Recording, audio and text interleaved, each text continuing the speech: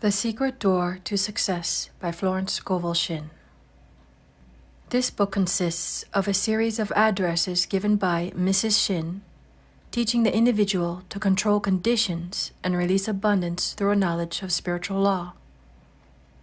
Chapter 1. The Secret Door to Success. So the people shouted when the priests blew with the trumpets, and it came to pass. When the people heard the sound of the trumpet, and the people shouted with a great shout, that the wall fell down flat, so that the people went up into the city, every man straight before him, and they took the city. Joshua 6:20. A successful man is always asked, "What is the secret of your success?" People never ask a man who is a failure, "What is the secret of your failure?" It is quite easy to see, and they are not interested.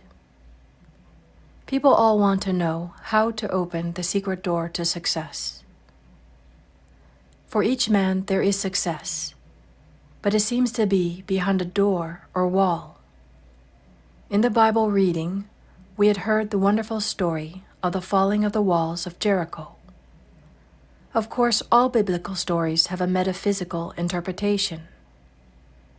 We will talk now about your wall of Jericho, the wall separating you from success.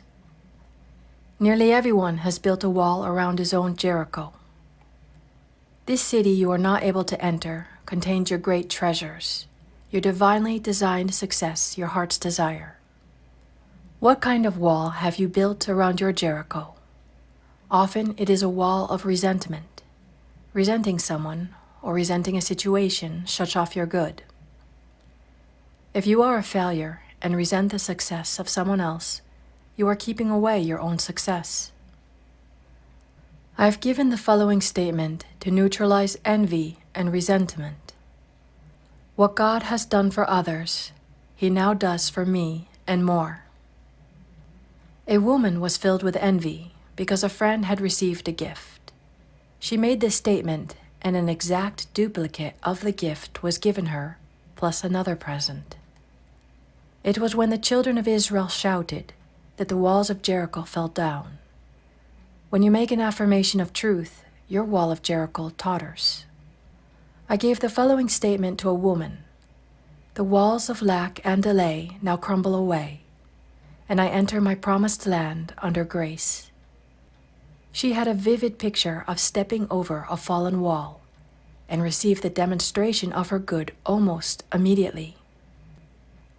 It is the word of realization which brings about a change in your affairs, for words and thoughts are a form of radioactivity. Taking an interest in your work, enjoying what you are doing, opens the secret door of success. A number of years ago, I went to California to speak at the different centers by way of the Panama Canal, and on the boat I met a man named Jim Tolley. For years, he has been a tramp. He calls himself the king of the hobos. He was ambitious and picked up an education.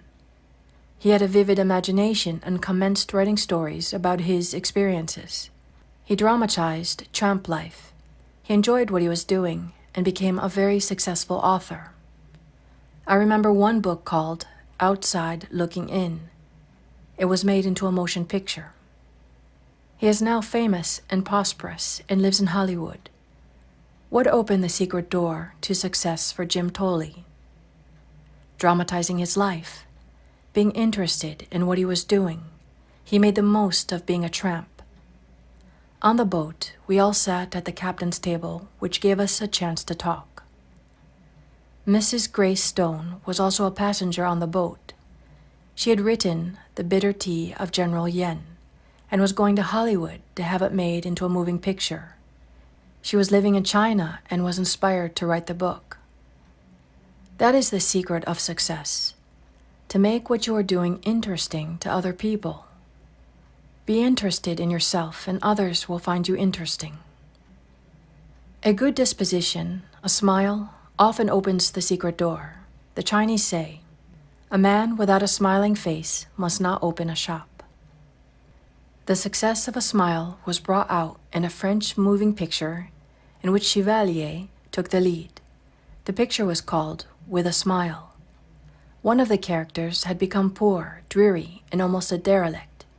He said to Chevalier, "What good has my honesty done me?" Chevalier replied, "Even honesty won't help you without a smile." So the man changes on the spot, cheers up, and becomes very successful. Living in the past, complaining of your misfortune, builds a thick wall around your Jericho. Talking too much about your affairs, scattering your forces, brings you up against a high wall. I knew a man of brains and ability who was a complete failure. He lived with his mother and aunt, and I found that every night when he went home to dinner, he told them all that had taken place during the day at the office. He discussed his hopes, his fears, and his failures. I said to him, "You scatter your forces by talking about your affairs. Don't discuss your business with your family. Silence is golden." He took my lead. During dinner, he refused to talk about business. His mother and aunt were in despair. They loved to hear all about everything, but his silence proved golden. Not long after, he was given a position at $100 a week, and in a few years, he had a salary of $300 a week. Success is not a secret, it is a system. Many people are up against the wall of discouragement. Courage and endurance are part of the system. We read this in lives of all successful men and women. I had an amusing experience which brought this to my notice. I went to a moving picture theater to meet a friend. While waiting, I stood near a young boy selling programs. He called to people passing, "Buy a complete program of the picture containing photographs of the actors and a sketch of their lives." Most people passed by without buying. To my great surprise, he suddenly turned to me and said, "Say, this ain't no racket for a guy with ambition." Then he gave a discourse on success. He said, "Most people give up just before something big is coming to them. A successful man never gives up." Of course, I was interested and said, "I'll bring you a book the next time I come. It is called The Game of Life and How to Play It. You will agree with a lot of the ideas." A week or two later, I went back with the book. The girl at the ticket office said to him, "Let me read it, Eddie, while you are selling programs." The man who took tickets leaned over to see what it was about. The game of life always gets people's interests. I returned to the theater in about 3 weeks. Eddie had gone. He had expanded into a new job that he liked. His wall of Jericho had crumbled. He had refused to be discouraged. Only twice is the word success mentioned in the Bible, both times in the book of Joshua. "Only be strong and very courageous to observe to do according to all the laws which Moses, my servant, commanded thee. Turn not from it to the right nor to the left, that thou mayest have good success whithersoever thou goest. This book of the law shall not depart from thy mouth, but thou shalt meditate therein day and night, that thou mayest observe to do all that is written therein. For then shalt thou make thy way prosperous, and thou shalt have good success. Turn not to the right nor to the left." The road to success is a straight and narrow path. It is a road of loving absorption, of undivided attention. You attract the things you give a great deal of thought to. So if you give a great deal of thought to lack, you attract lack. If you give a great deal of thought to injustice, you attract more injustice. Joshua said, "And it shall come to pass that when they make a long blast with the ram's horn, and when ye hear the sound of the trumpet, all the people shall shout with a great shout. And the wall of the city shall fall down flat, and the people shall ascend up, every man straight before him." The inner meaning of this story is the power of the word, your word which dissolves obstacles and removes barriers. When the people shouted, the walls fell down. We find in folklore and fairy stories, which come down from legends founded on truth, the same idea: a word opens a door or cleaves a rock. We have it again in the Arabian Nights story, Ali Baba and the 40 Thieves. I saw it made into a moving picture. Ali Baba has a secret hiding place, hidden somewhere behind rocks and mountains. The entrance may only be gained by speaking a secret word. It is Open Sesame. Ali Baba faces the mountain and cries, Open Sesame, and rocks slide apart. It is very inspiring, for it gives you the realization of your own rocks and barriers will part at the right word. So let us take the statement. The walls of lack and delay now crumble away, and I enter my promised land under grace. Chapter 2. Bricks without straw. There shall no straw be given you, yet ye shall make bricks without straw. Exodus 5:18. In the 5th chapter of Exodus, we have a picture of everyday life when giving a metaphysical interpretation. The children of Israel were in bondage to Pharaoh, the cruel taskmaster, ruler of Egypt. They were kept in slavery, making bricks, and were hated and despised. Moses had orders from the Lord to deliver his people from bondage. Moses and Aaron went in and told Pharaoh, Thus saith the Lord God of Israel, Let my people go, that they may hold a feast unto me in the wilderness. He not only refused to let them go, but told them he would make their tasks even more difficult. They must make bricks without straws being provided for them. And the taskmasters of the people went out and their officers, and they spake to the people, saying, Thus saith Pharaoh, I will not give you straw. Go ye, get your straw where ye can find it, yet not out of your work shall be diminished. It was impossible to make bricks without straw. The children of Israel were completely crushed by Pharaoh. They were beaten for not producing the bricks. Then came the message from Jehovah. Go there now and work, for there shall no straw be given you, yet shall ye deliver the tale number of bricks. Working with spiritual law, they could make bricks without straw, which means to accomplish the seemingly impossible. How often in life people are confronted with this situation? Agnes M. Lawson in her Hints to Bible Students says, The life in Egypt under foreign oppression is the symbol of man under the hard taskmasters of destructive thinking, pride, fear, resentment, ill will, etc. The deliverance under Moses is the freedom man gains from the taskmasters, as he learns the law of life, for we can never come under grace except we first know the law. The law must be made known in order to be fulfilled. In the 111th Psalm, we read in the final verse, The fear of the Lord, law, is the beginning of wisdom. A good understanding have all they that do his commandments. His praise endureth forever. Now if we read the word Lord, law, it will give us the key to the statement. The fear of the law, karmic law, is the beginning of wisdom, not the fear of the Lord. When we know that whatever we send out comes back, we begin to be afraid of our own boomerangs. I read in a medical journal the following facts telling of the boomerang this great pharaoh received. It would appear that flesh is indeed heir to a long and ancient line of ills, when as was revealed by Lord Moynihan at a lecture at Leeds that the pharaoh of the oppression suffered from hardening of the heart in a literal sense. Lord Moynihan showed some remarkable photographic slides of results of surgical operations 1,000 years before Christ, and among these was a slide of the actual anatomical remains of the pharaoh of the oppression. The large vessel springing from the heart was in such a well-preserved state as to enable sections of it to be made recently from the lantern slide. It was impossible to distinguish between the ancient and modern vessel. Both hearts had been attacked by atheroma, a condition in which calcium salts are deposited in the walls of the vessel, making it rigid and inelastic. Inadequate expanse to the stream of blood from the heart caused the vessel to give away. With this condition went the mental changes that occurred with a rigid arterial system, a narrowness of outlook, restriction and dread of enterprise, a literal hardening of the heart. So Pharaoh's hardness of heart hardened his own heart.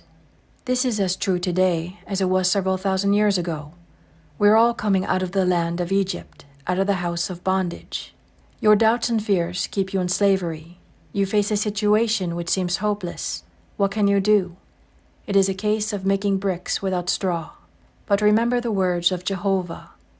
Go therefore now and work, for there shall be no straws be given you, yet shall ye deliver the tell number of bricks. You shall make bricks without straw. God makes a way where there is no way. I was told the story of a woman who needed money for rent. It was necessary to have it at once, but she knew of no channel. She exhausted every avenue. However, she was a truth student and kept making her affirmations. Her dog whined and wanted to go out. She put on his leash and walked down the street in the accustomed direction. However, the dog pulled at his leash and wanted to go in another direction. She followed, and in the middle of the block, opposite an open park, she looked down and picked up a roll of bills, which exactly covered rent. She looked for ads but never found the owner. There were no houses near where she found it. The reasoning mind, the intellect, takes the throne of Pharaoh in your consciousness. It says continually, it can't be done. What's the use? We must drown out those dreary suggestions with a vital affirmation. For example, take this statement. The unexpected happens. My seemingly impossible good now comes to pass. This stops all argument from the army of the aliens, the reasoning mind. The unexpected happens. This is an idea it cannot cope with. Thou hast made me wiser than mine enemies. Your enemy thoughts, your doubts, fears, and apprehensions. Think of the joy of really being free forever from the pharaoh of the oppression. They have the idea of security, health, happiness, and abundance established in the subconscious. It would mean a life free from all limitation. It would be the kingdom which Jesus Christ spoke of, where all things are automatically added unto us. I say automatically added unto us because all life is vibrations. And when we vibrate to success, happiness, and abundance, the things which symbolize these states of consciousness will attach themselves to us. Feel rich and successful, and suddenly you receive a large check or a beautiful gift. I tell the story showing the work of this law. I went to a party where people played games, and whoever won received a gift. The prize was a beautiful fan. Among those present was a very rich woman who had everything.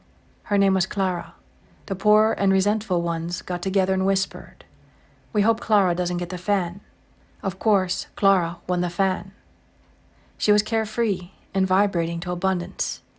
Envy and resentment short-circuit your good and keep away your fans. If you should happen to be resentful and envious, take this statement.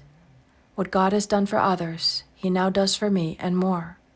Then all the fans and things will come your way. No man gives to himself but himself, and no man takes away from himself but himself. The game of life is a game of solitaire. As you change, all conditions will change. Now to go back to Pharaoh, the oppressor, no one loves an oppressor. I remember a friend I had years ago. Her name was Letty. Her father had plenty of money and supplied her mother and herself with food and clothes, but no luxuries. We went to art school together, and all the students would buy reproductions of The Winged Victory, Whistler's Mother, or something to bring art into their homes. My friend's father called all these things plunder. He would say, "Don't bring home any plunder." So she lived a colorless life without a Winged Victory on her bureau or Whistler's Mother on the wall. He would say often to my friend and her mother, "When I die, you'll both be well off." One day someone said to Letty, "When are you going abroad?" All art students went abroad. She replied cheerfully, "Not till Papa dies." So people always look forward to being free from lack and oppression. Let us now free ourselves from the tyrants of negative thinking. We have been slaves to doubt, fear, and apprehension, and let us be delivered as Moses delivered the children of Israel, and come out of the land of Egypt, out of the house of bondage. Find the thought which is your greatest oppressor. Find the kingpin. In the logging camps in the spring, the logs are set down the rivers in great numbers. Sometimes the logs become crossed and cause a jam. The men look for the log causing the jam. They call it the kingpin. Straighten it, and the logs rush down the river again. Maybe your kingpin is resentment.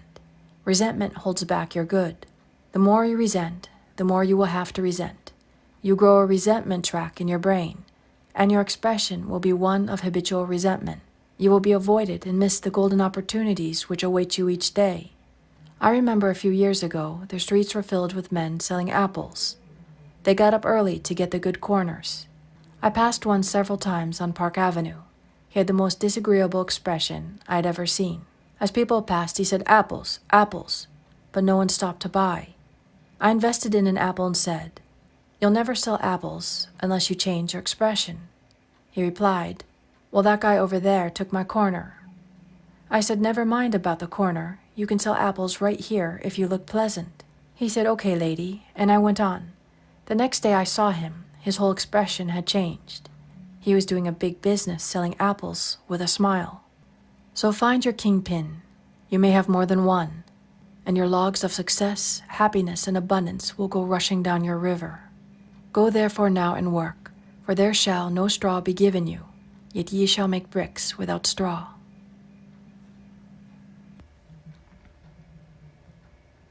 Chapter 3. And 5 of them were wise. And 5 of them were wise, and 5 were foolish.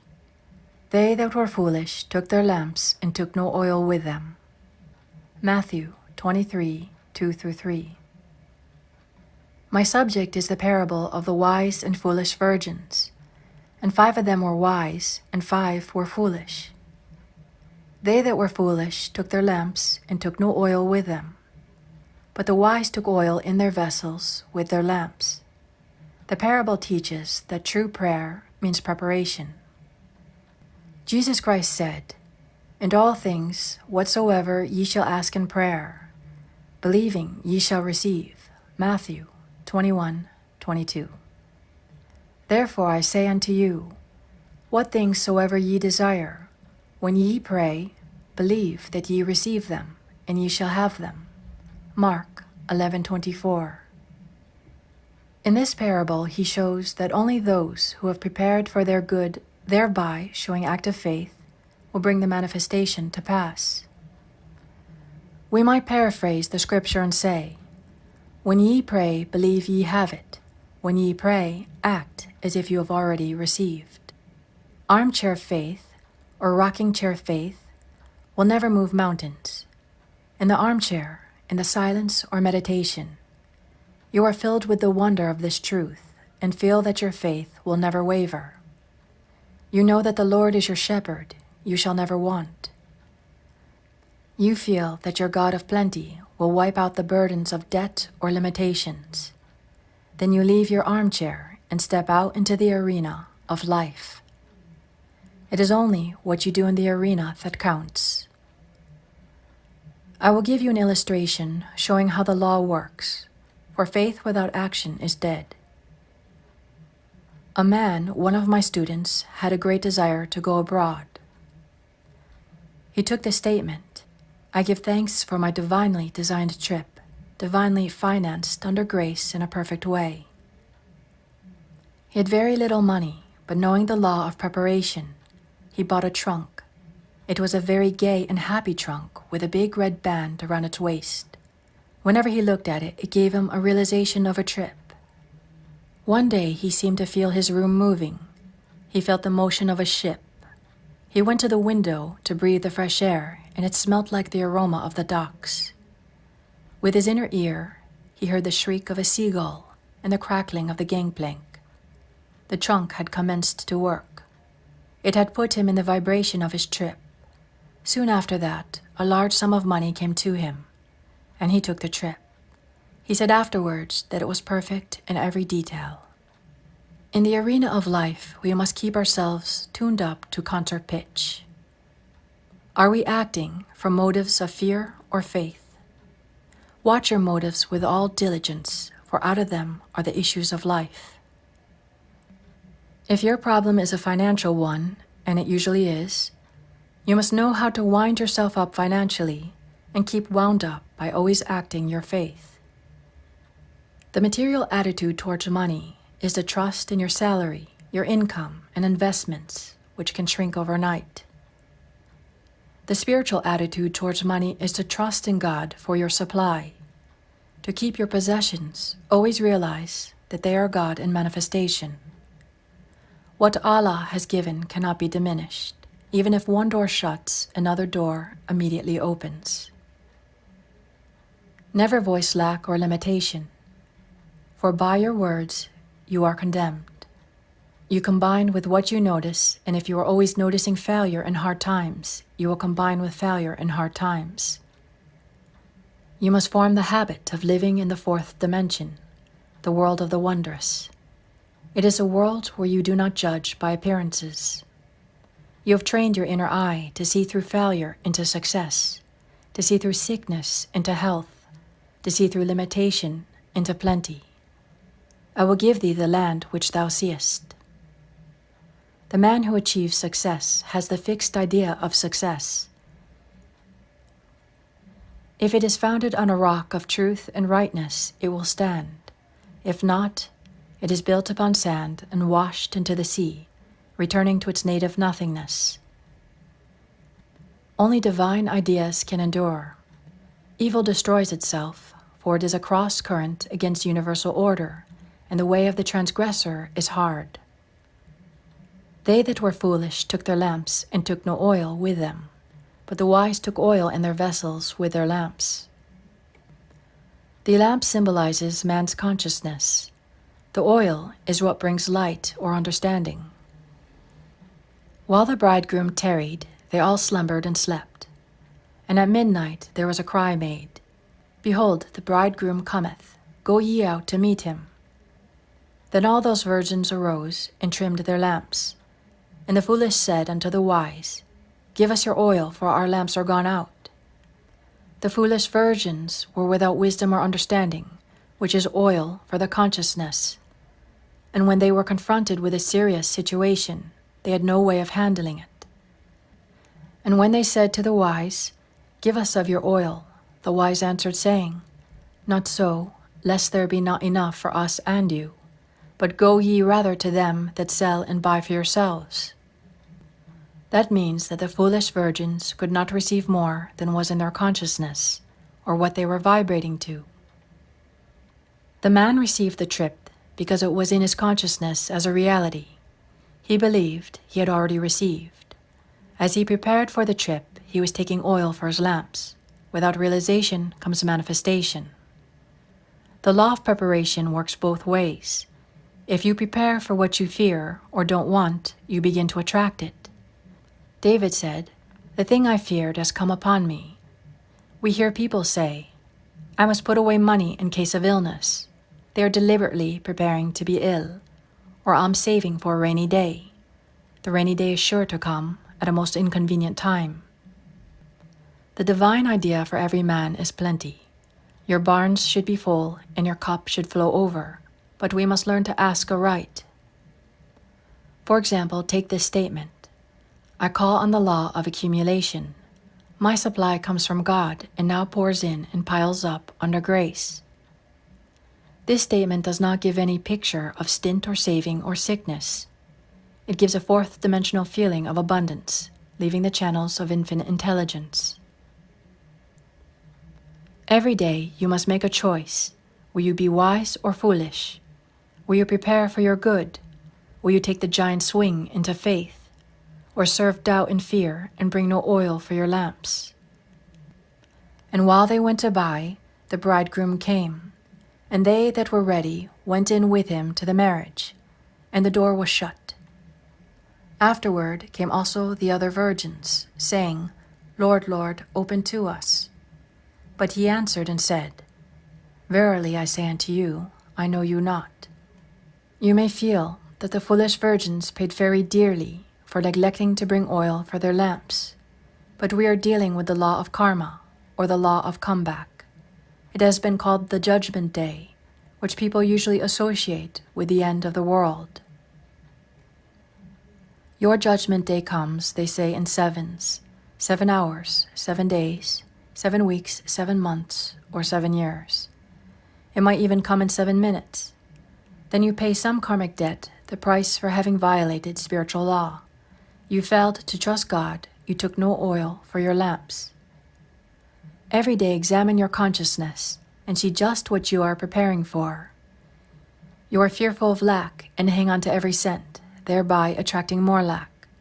Use what you have with wisdom, and it opens the way for more to come to you. In my book, Your Word is Your Wand, I tell you about the magic purse. In the Arabian Nights, they tell the story of a man who had a magic purse. As money went out, immediately money appeared in it again. So I made the statement, my supply comes from God. I have the magic purse of the Spirit. It can never be depleted. As money goes out, immediately money comes in. It is always crammed, jammed with abundance, under grace and perfect ways. This brings a vivid picture to mind. You are drawing on the bank of the imagination. A woman who did not have much money was afraid to pay any bills and see her bank account dwindle. It came to her with great conviction. I have the magic purse of the Spirit. It can never be depleted. As money goes out immediately, money comes in. She fearlessly paid her bills, and several large checks came to her that she did not expect. Watch and pray, lest ye enter into the temptation of preparing for something destructive instead of something constructive. I knew a woman who told me she always kept a long crepe veil handy in case of funerals. I said to her, "You are a menace to your relatives and are preparing to hurry them all off so that you can wear the veil." She destroyed it. Another woman who had no money decided to send her 2 daughters to college. Her husband scorned the idea and said, "Who will pay their tuition? I have no money for it." She replied, "I know some unforeseen good will come to us." She kept on preparing her daughters for college. Her husband laughed heartily and told all their friends that his wife was sending the girls to college on some unforeseen good. A rich relative suddenly sent her a large sum of money. Some unforeseen good did arrive, for she had shown active faith. I asked what she had said to her husband when the check arrived. She replied, "Oh, I never antagonize George by telling him I am in the right." So prepare for your unforeseen good. Let every thought and every act express your unwavering faith. Every event in your life is a crystallized idea, something you have invited through either fear or faith, something you have prepared for. So let us be wise and bring oil for our lamps, and when we least expect it, we shall reap the fruits of our faith. My lamps are now filled with the oil of faith and fulfillment. Chapter 4. What do you expect? According to your faith, be it unto you. Matthew 9:29. Faith is your expectancy. According to your faith, be it unto you. We might say, according to your expectancies, be it done unto you. So what are you expecting? We hear people say, we expect the worst to happen, or the worst is yet to come. They are deliberately inviting the worst to come. We hear others say, I expect a change for the better. They are inviting better conditions into their lives. Change your expectancies and you change your conditions. How can you change your expectancies when you have formed the habit of expecting loss, lack, or failure? Begin to act as if you expected success, happiness, and abundance. Prepare for your good. Do something to show you expect it to come. Active faith alone will impress the subconscious. If you have spoken the word for a home, prepare for it immediately, as if you hadn't a moment to lose. Collect little ornaments, tablecloths, etc., etc. I know a woman who made the giant swing into faith by buying a large armchair. A chair meant business. She bought a large and comfortable chair, for she was preparing for the right man. He came. Someone will say, suppose you haven't money to buy ornaments or a chair. Then look in shop windows and link with them in thought. Get in their vibration. I sometimes hear people say, I don't go into shops because I can't afford to buy anything. That is just the reason why you should go into the shops. Begin to make friends with the things you desire or require. I know a woman who wanted a ring. She went boldly to the ring department and tried on rings. It gave her such a realization of ownership that not long after, a friend made her a gift of a ring.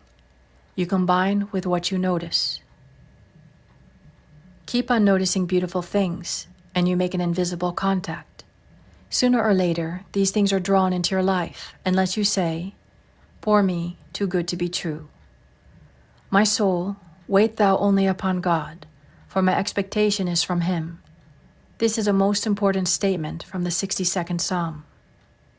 The soul is the subconscious mind, and the psalmist was telling his subconscious to expect everything directly from the universal, not to depend upon doors and channels. My expectations is from Him. God cannot fail, for His ways are ingenious, His methods are sure. You can expect any seemingly impossible good from God if you do not limit the channels. Do not say how you want it done or how it can't be done. God is the giver and the gift and creates His own amazing channels. Take the following statement. I cannot be separated from God, the giver. Therefore, I cannot be separated from God, the gift. The gift is God in action. Get the realization that every blessing is God in action, and see God in every face and God in every situation. This makes you the master of all conditions. A woman came to me saying that there was no heat in the radiators in their apartment, and that her mother was suffering from the cold. She added, "The landlord has declared that we can't have heat until a certain date." I replied, "God is your landlord." She said, "That's all I want to know," and rushed out. That evening, the heat was turned on without asking. It was because she realized that the landlord was God in manifestation. This is a wonderful age, for people are becoming miracle-minded. It is in the air. Quoting from an article which I found in the New York Journal, an American by John Anderson, it corroborates what I've just said. The title of the article is Theater Goers Make Hits of Metaphysical Plays. If, said the cynical manager, who shall be called Brock Pembleton, with a slight accent of sarcasm in his voice, the other night on the intermission curbside talk, "You fellas," meaning the critics, "know so much about what New York public wants. Why don't you tell me what to produce? Why don't you tell me what sort of play the playgoers want to see?" "I would," I said, "but you wouldn't believe it." "You're hedging," he said. "You don't know, and you're trying to cover up by pretending to know more than you're willing to say. You haven't any idea than I have this minute what sort of plays generally succeed." "I have," I said. "There's one surefire success, one theme that works and has always worked, whether it is competing with boy meets girl, mysteries, historical tragedies, etc. No play on the theme has ever completely failed if it had no merit at all, and a lot of poor ones have been big hits." "You're stalling again," said Mr. Pembleton. "What sort of plays are they?" "Metaphysical," I said, falling slightly with a big word and waiting silently for the effect. "Metaphysical," said Mr. Pemberton. "You mean metaphysical?" I paused a moment, and since Mr. Pembleton said nothing, went right on spouting such titles as The Green Pastures, The Star Wagon, Father Malachi, Miracle, etc. Some of these, I added, reached the public over the heads of the critics. But Mr. Pembleton had departed to ask, probably in every theater in town, "Is there a metaphysician in the house?" People are beginning to realize the power of their words and thoughts. They understand why faith is the substance of the things hoped for, the evidence of things not seen. We see the law of expectancy working out through superstition. If you walk under a ladder and expect it to give you bad luck, it will give you bad luck. The ladder is quite innocent. Bad luck came because you expected it. We might say expectancy is the substance of the things hoped for, or expectancy is the substance of the thing man fears. The thing I expected has come upon me. Nothing is too good to be true. Nothing is too wonderful to happen. Nothing is too good to last when you look to God for your good. Now think of the blessings which seem so far off, and begin to expect them now under grace in an unexpected way. For God works in unexpected ways, His wonders to perform. I was told that there are 3,000 promises in the Bible. Let us now expect all these blessings to come to pass. Among them we are promised riches and honor, eternal youth. Your flesh shall become as a little child's, and eternal life, death itself, shall be overcome. Christianity is founded upon the forgiveness of sins and an empty tomb. We now know that all these things are scientifically possible, and as we call on the law of forgiveness, we become free from mistakes and the consequences of mistakes. Though your sins be as scarlet, ye shall be washed whiter than wool. Then our bodies will be bathed in light and express the body electric, which is incorruptible and indestructible, pure substance expressing perfection. I expect the unexpected. My glorious good now comes to pass.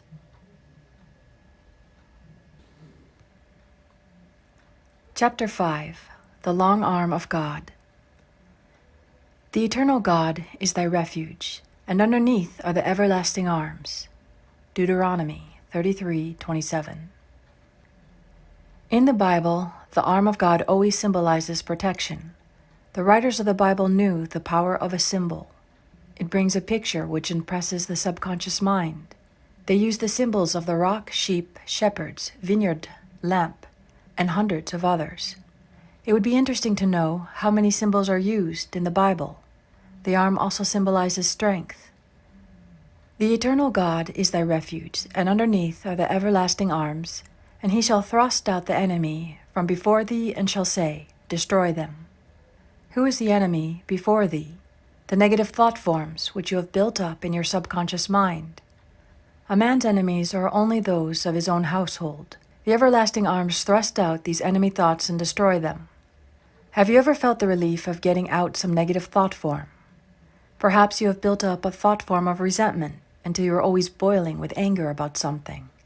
You resent people you know, people you don't know, people in the past and people in the present. And you may be sure that the people in the future won't escape your wrath. All the organs of the body are affected by resentment. For when you resent with every organ of the body. You pay the penalty with rheumatism, arthritis, neuritis, etc. For acid thoughts produce acid in the blood. All this trouble comes because you are fighting the battle, not leaving it to the long arm of God. I've given the following statements to many of my students. The long arm of God reaches out over people and conditions, controlling the situation and protecting my interests. This brings a picture of a long arm symbolizing strength and protection. With the realization of the power of the long arm of God, you would no longer resist or resent. You would relax and let go. The enemy thoughts within you would be destroyed. Therefore, the adverse conditions would disappear. Spiritual development means the ability to stand still or stand aside and let infinite intelligence lift your burdens and fight your battles. When the burden of resentment is lifted, you experience a sense of relief. You have a kindly feeling for everyone, and all the organs of your body begin to function properly. A clipping quoting Albert Edward Day, D.D., reads, "That loving our enemies is good for our spiritual health is widely known and accepted, but that negation and poisonous emotions destroy physical health is a relatively new discovery. The problem of health is often an emotional one. Wrong emotions entertained and repeated are potent causes of illness. When the preacher talks about loving your enemies, the man on the street is apt to dismiss the idea as unendurable and pious. But the fact is the preacher is telling you something, which is one of the first laws of hygiene as well as ethics. No man, even for his body's sake, can afford to indulge in hatred. It is like repeated doses of poison. When you are urged to get rid of fear, you are not listening to a moonstruck idealist. Rather, you are hearing counsel that is as significant for health as advice about diet. We hear so much about a balanced diet, but without a balanced mind, you can't digest what you eat, calories or no calories. Non-resistance is an art. When acquired, the world is yours. So many people are trying to force situations. Your lasting good never comes through forcing personal will. Flee from the things which flee from thee. Seek nothing, fortune seeketh thee. Behold his shadow on the floor. Behold him standing at the door. I do not know the author of these lines. Lovelock, the celebrated English athlete, was asked how to attain his speed and endurance in running. He replied, "Learn to relax. Let us attain this rest in action." He was most relaxed when running the fastest. Your big opportunity and big success usually slide in when you least expect it. You have to let go long enough for the great law of attraction to operate. You never saw a worried and anxious magnet. It stands up straight and hasn't a care in the world because it knows needles can't help jumping to it.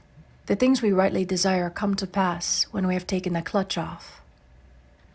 I say in my correspondence course, do not let your heart's desires become your heart's disease. You are completely demagnetized when you desire something too intensely. You worry, fear, and agonize. There is an occult law of indifference. None of these things move me. Your ships come in over a don't care sea. Many people, in truth, antagonize friends because they are too anxious for them to read the books and go to the lectures. They meet opposition. A friend took my book, The Game of Life and How to Play It, to a brother's house to read. The young men of the family refused to read it. No, not stuff for them. One of these young men drives a taxicab. One night he drove a taxi which belonged to another man. In going over the car, he found a book stuffed away somewhere. It was The Game of Life and How to Play It. The next day he said to his aunt, "I found Mrs. Shin's book in the taxi last night. I've read it and it's great. There's a lot of good reading in it. Why doesn't she write another book?" God works in roundabout ways, his wonders to perform. I meet unhappy people and a few grateful and contented people. A man said to me one day, "I have a great deal to be thankful for. I have good health, enough money, and I'm still single." The 88th Psalm is very interesting, for we find that two individuals take part, the man who sings the psalm, for all psalms are songs or poems, and Lord God of hosts answers him. It is a song of praise and thanksgiving extolling the strong arm of God. I will sing of the mercies of the Lord forever. O Lord God of hosts, who is a strong Lord like unto thee? Thou hast a mighty arm, strong is thy hand, and high is thy right hand. Then the Lord of the host replies, "With whom my hand shall be established, mine arm also shall strengthen him. No mercy will I keep for him for evermore, and my covenant shall stand fast with him." We only hear the words forevermore in the Bible and in fairy tales. In the absolute, man is outside of time and space. His good is from everlasting to everlasting. The fairy tales came down from the old Persian legend, which were founded upon truth. Aladdin in his wonderful lamp is the outpicturing of the Word. Aladdin rubbed the lamp, and all his desires came to pass. Your word is your lamp. Words and thoughts are a form of radioactivity and do not return void. A scientist who has said that words are clothed in light. You are continually reaping the fruits of your words. A friend in one of my meetings said that she had brought a man to my class who had been out of work for a year or more. I gave the statement, "Now is the appointed time. Today is the day of my amazing good fortune." It clicked in his consciousness. Soon after, he was given a position which paid him $9,000 a year. A woman told me that when I blessed the offering, I said that each offering would return 1,000-fold. She had put $1 in the collection. She said with great realization, that dollar is blessed and returns $1,000. She received $1,000 a short time afterwards in a most unexpected way. Why do some people demonstrate this truth so much more quickly than others? It is because they have the ears that hear. Jesus Christ tells the parable of the man who sowed the seed and it fell upon good ground. The seed is the word. I say, listen for the statement that clicks, the statement that gives your realization. That statement will bear fruit. The other day I went into a shop where I know the employer quite well. I'd given one of his employees an affirmation card. I said to him jokingly, "I wouldn't waste an affirmation card on you. You wouldn't use it." He replied, "Oh sure, give me one. I'll use it." The following week I gave him a card. Before I left, he rushed up to me excitedly and said, I made the statement and 2 new customers walked in. It was, "Now is the appointed time. Today is the day of my amazing good fortune." It had clicked. So many people use their words in exaggerated and reckless statements. I find a great deal of material for my talks in the beauty parlor. A young girl wanted a magazine to read. She called to the operator. "Give me something terribly new and frightfully exciting." All she wanted was the latest moving picture magazine. You hear people say, "I wish something terribly exciting would happen."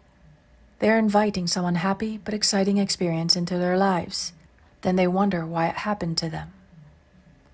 There should be a chair of metaphysics in all colleges. Metaphysicians is the wisdom of the ages. It is the ancient wisdom taught all through the centuries in India and Egypt and Greece.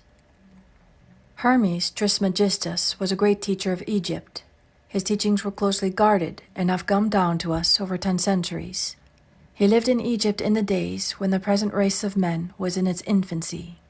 But if you read the Kabbalion carefully, you find that he taught just what we are teaching today. He said that all mental states were accompanied by vibrations. You combine with what you vibrate to, so let us all now vibrate to success, happiness, and abundance. Now is the appointed time. Today is the day of my amazing good fortune. Chapter 6. The Fork in the Road. Choose you this day whom ye will serve. Joshua 24:15. Every day there is a necessity of choice, a fork in the road. Shall I do this or shall I do that? Shall I go or shall I stay? Many people do not know what to do. They rush about letting other people make decisions for them, then regret having taken their advice. There are others who carefully reason things out. They weigh and measure the situation like dealing in groceries and are surprised when they fail to obtain their goal. There are still other people who follow the magic path of intuition and find themselves in their promised land in the twinkling of an eye. Intuition is a spiritual faculty high above the reasoning mind, but on the path is all that you desire or require. In my book, The Game of Life and How to Play It, I give many examples of success attained through using this marvelous faculty. I say also that prayer is telephoning to God, and intuition is God telephoning to you. Correspondence course. So choose ye this day to follow the magic path of intuition. In my question and answer classes, I tell you how to cultivate intuition. In most people, it is a faculty which has remained dormant. So we say, "Awake thou that sleepeth. Wake up to your leads and hunches. Wake up to the divinity within." Claude Bragdon said, "To live intuitively is to live fourth-dimensionally." Now when it is necessary for you to make a decision, you face a fork in the road. Ask for a definite, unmistakable lead, and you will receive it. We find many events to interpret metaphysically in the book of Joshua. After the death of Moses, the divine command came to Joshua. "Now, therefore, arise, go over the Jordan, thou and all thy people unto the land which I do give to them. Every place the sole of your feet shall tread upon, to you have I given it." The feet are the symbol of understanding, so it means metaphysically all that we understand stands under us in consciousness, and what is rooted there can never be taken from us. For the Bible goes on to say, "There shall not any man be able to stand before thee all the days of thy life. I will not fail thee, nor forsake thee. Only be thou strong and very courageous, that thou mayest observe to do according to all the law, which Moses my servant commanded thee. Turn not from it to the right hand or to the left, that thou mayest prosper whithersoever thou goest." So we find we have success through being strong and very courageous and following spiritual law. We are back again to the fork in the road, the necessity of choice.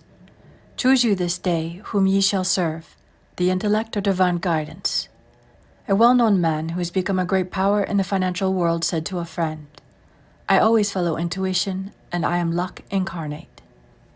Inspiration, which is divine guidance, is the most important thing in life. People come to truth meetings for inspiration. I find the right word will start divine activity operating in their affairs. A woman came to me with a complication of affairs. I said to her, "Let God juggle the situation." It clicked. She took the affirmation, "I now let God juggle this situation." Almost immediately she rented a house which had been vacant for a long time. Let God juggle every situation, for when you try to juggle the situation, you drop all the balls. In my question and answer classes, I would be asked, how do you let God juggle a situation? And what do you mean when you say I should not juggle it? You juggle with the intellect. The intellect would say, times are hard, no activity in real estate. Don't expect anything until the fall of 1958. With spiritual law, there is only the now. Before you call, you are answered, for time and space are but a dream, and your blessing is there waiting for you to release it by faith and the word. Choose you this day whom ye will serve, fear or faith. In every act prompted by fear lies the germ of its own defeat.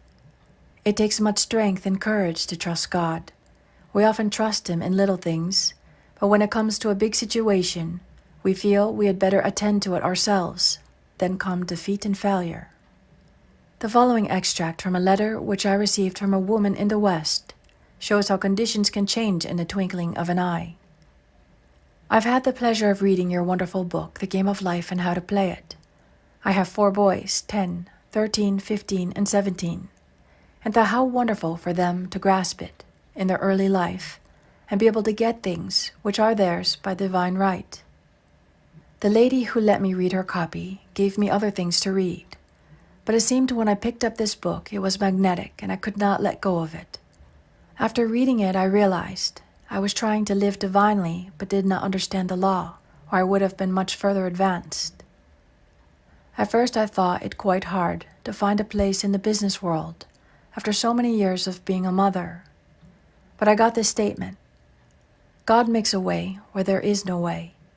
And He did that very thing for me. I'm grateful for my position and smile when people say, how do you do it? Managed 4 growing boys, a home, after all the times you have been hospitalized with such major operations and none of your relatives near you. I have that statement in my book. God makes a way where there is no way. God made a way for her in business when all her friends said it couldn't be done. The average person will tell you almost anything can't be done. I had an example of this the other day. In a shop, I found a delightful little silver drippolator, which would make just 1 cup of anything. I showed it to some friends with enthusiasm, thinking it's so very cute, and one said, it will never work. The other said, if it belonged to me, I'd throw it away. I stood up for the little drippolator and said I knew it would work, which it did. My friends were simply typical of the average person who says it can't be done. All big ideas meet with opposition. Do not let other people rock your boat. Follow the path of wisdom and understanding, and turn not from it to the right hand or to the left, that thou mayest prosper whithersoever thou goest. In the 13th verse of the 24th chapter of Joshua, we read a remarkable statement: and I have given you a land for which ye did not labor, and cities which ye built not, and ye dwelled in them. Of the vineyards and oliveyards which ye planted not, do ye eat. This shows that man cannot earn anything. His blessings come as gifts, gifts lest any man shall boast. With the realization of wealth, we receive the gift of wealth. With the realization of success, we receive the gift of success. For success and abundance are states of mind. For it is the Lord our God, He it is that brought us up, and our fathers out of the land of Egypt, out of the house of bondage.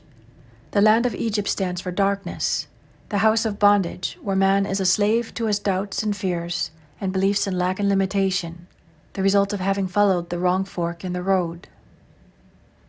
Misfortune is due to failure to stick to the things which Spirit has revealed through intuition. All big things have been accomplished by men who stuck to their big ideas. Henry Ford was past middle age when the idea of the Ford car came to him. He had great difficulty in raising the money. His friends thought it was a crazy idea. His father said to him tearfully, "Henry, why do you give up a good $25 a week job in order to chase a crazy idea?" But no one could rock Henry Ford's boat. So in order to come out of the land of Egypt, out of the land of bondage, we must make the right decision. Follow the right fork in the road. Only be thou strong and very courageous. that thou mayest observe to do according to the law, which Moses my servant commanded thee. Turn not from it to the right hand nor to the left, that thou mayest prosper whithersoever thou goest. So as we reach the fork in the road today, let us fearlessly follow the voice of intuition. The Bible calls it the still small voice. There came a voice behind me saying, This is the way, walk ye in it. On this path is the good already prepared for you. You will find the land for which ye did not labor, and cities which ye built not, and ye dwell in them, of the vineyards and olive yards, which ye plant not, do ye eat. I am divinely led. I follow the right fork in the road. God makes a way where there is no way.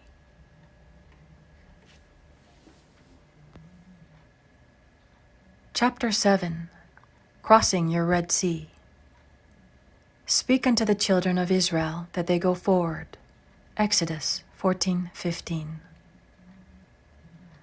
One of the most dramatic stories in the Bible is the episode of the children of Israel crossing the Red Sea. Moses was leading them out of the land of Egypt, where they were kept in bondage and slavery. They were being pursued by the Egyptians. The children of Israel, like most people, did not enjoy trusting God. They did a lot of murmuring. They said to Moses, Is not this the word that we did tell thee in Egypt, saying, Let us alone, that we may serve the Egyptians? For it had been better for us to serve the Egyptians, than that we should die in the wilderness. And Moses said unto the people, Fear ye not, stand still, and see the salvation of the Lord, which he shall show to you today.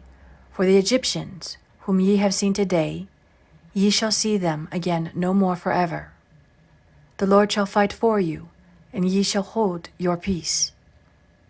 We might say that Moses pounded faith into the children of Israel. They preferred being slaves to their old doubts and fears, for Egypt stands for darkness, than to take the giant swing into faith and pass through the wilderness to their promised land. There is indeed a wilderness to pass through before your promised land is reached. The old doubts and fears encamp round about you, but there is always someone to tell you to go forward. There is always a Moses on your pathway. Sometimes it is a friend, sometimes intuition. And the Lord said to Moses, Wherefore criest thou unto me? Speak unto the children of Israel that they go forward. But lift thou up thy rod, and stretch out thine hand over the sea, and divide it. And the children of Israel shall go on dry ground through the midst of the sea.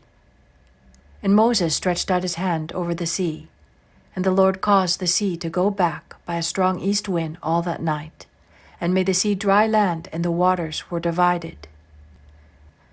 And the children of Israel went into the midst of the sea upon the dry ground, and the waters were a wall unto them on their right hand and on their left. And the Egyptians pursued and went in after them to the midst of the sea, even all Pharaoh's horses, his chariots, and his horsemen. And the Lord said unto Moses, Stretch out thine hand over the sea, that the waters may come again upon the Egyptians, upon their chariots, and upon their horsemen. And Moses stretched forth his hand over the sea, and the sea returned, and the Egyptians fled against it, and the Lord overthrew the Egyptians in the midst of the sea. And the waters returned and covered the chariots, and the horsemen, and all the hosts of Pharaoh that came into the sea after them. There remained not so much as one of them. Now remember, the Bible is talking about the individual. It is talking about your wilderness, your Red Sea, and your promised land. Each one of you has a promised land, a heart's desire. But you have been so enslaved by the Egyptians, your negative thoughts. It seems very far away and too good to be true. You consider trusting God a very risky proposition. The wilderness might prove worse than the Egyptians.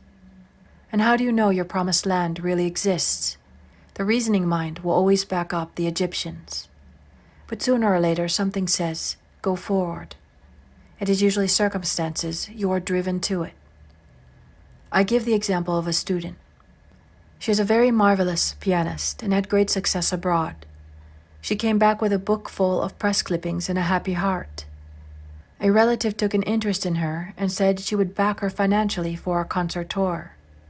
They chose a manager who took charge of the expenses and attended to her bookings. After a concert or two, there were no more funds. The manager had taken them. My friend was left stranded, desolate, and disappointed. This was about the time that she came to me. She hated the man, and it was making her ill. She had very little money and could afford only a cheerless room where her hands were often too cold to practice. She was indeed in bondage to the Egyptians: hate, resentment, lack, and limitation. Someone brought her to one of my meetings, and she spoke to me and told her story. I said, "In the first place, you must stop hating that man. When you are able to forgive him, your success will come back to you. You are taking your initiation in forgiveness." It seemed a pretty big order, but she tried and came regularly to all my meetings. In the meantime, the relative had started a suit to recover the money. Time went on, and it never came to court. My friend had a call to go to California. She was no longer disturbed by the situation and had forgiven the man. Suddenly, after about 4 years, she was notified that the case had come to court. She called me upon her arrival in New York and asked me to speak the word for rightness and justice. They went at the time appointed, and it was all settled out of court, the man restoring the money by monthly payments. She came to me overflowing with joy, for she said, "I hadn't the least resentment towards the man. He was amazed when I greeted him cordially." Her relatives said that all the money was to go to her, so she found herself with a big bank account. Now she would soon reach her promised land. She came out of the house of bondage, of hate and resentment, and crossed her Red Sea. Her goodwill towards the man caused the waters to part, and she crossed over on dry land. Dry land symbolizes something substantial under your feet, the feet symbolizing understanding. Moses stands out as one of the greatest figures in biblical history. It came to Moses to move from Egypt with his nation. The task before him was not only the unwillingness of Pharaoh to let go of those whom he had made into profitable slaves, but also to stimulate to open rebellion this nation, which had lost its initiative under the hardships of its taskmasters. It required extraordinary genius to meet this condition, which Moses possessed with self-abnegation and the courage of his own convictions. Self-abnegation. He was called the meekest of men. We have often heard the expression, "as meek as Moses." He was so meek towards the commands of the Lord that he became one of the strongest of men. The Lord said to Moses, "Lift thou up thy rod, and stretch out thine hand over the sea, and divide it, and the children of Israel shall go on dry ground through the midst of the sea." So never doubting, he said to the children of Israel, "Go forward." This was a daring thing to do, to lead a multitude of people into the sea, having perfect faith they would not drown. Behold the miracle. The Lord caused the sea to go back by a strong east wind all that night, and made the sea dry land, and the waters were divided. Now remember, this could happen for you this very day. Think of your problem. Maybe you have lost your initiative from living so long a slave to Pharaoh, your doubts, fears, and discouragements. Say to yourself, "Go forward." The Lord caused the sea to go back by a strong cast wind. We will think of this strong cast wind as a strong affirmation. Take a vital statement of truth. For example, if your problem is a financial one, say, "My supply comes from God, and big happy financial surprises come to me under grace and perfect ways." The statement is a good one, for it contains the element of mystery. We are told that God works in mysterious ways his wonders to perform. We might say in surprising ways. Now that you have made your statement for supply, you have caused the east wind to blow. So walk up to your Red Sea of lack or limitation. The way to walk up to the Red Sea is to do something to show fearlessness. I will tell you the story of a student who had an invitation to visit friends at a very fashionable summer resort. She had been living in the country for a long time, grown heavier, and nothing fitted her but her Girl Scout suit. Suddenly she received the invitation. It meant evening clothes, slippers, and accessories, none of which she had and no money to buy them. She came to me. I said, "What is your hunch?" She replied, "I feel very fearless. I have the hunch to go anyway." So she squeezed herself into something to travel in and went. When she arrived at her friend's house, she was greeted warmly, but her hostess said, with some embarrassment, "Maybe what I've done will hurt you, but there are some evening clothes and slippers I never wear, which I have put in your room. Won't you make use of them?" My friend assured her she would be delighted, and everything fitted perfectly. She had indeed walked up to a Red Sea and passed over on dry land. The waters of my Red Sea part, and I pass over on dry land. I now go forward into my promised land.